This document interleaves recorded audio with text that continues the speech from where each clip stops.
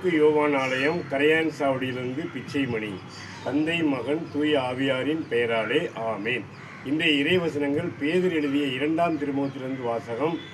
பிரிவு 2, இறை சொற்றொடர்கள் 8 முதல் 12 முடிய.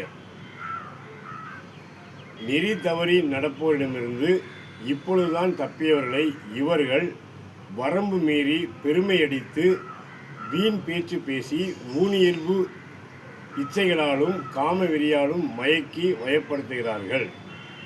அவர்களுக்கு விடுதலை அளிப்பதாக வாக்களிக்கின்றனர், ஆனால் தாங்களே அழிவுக்கு அடிமையாயிருக்கின்றனர்.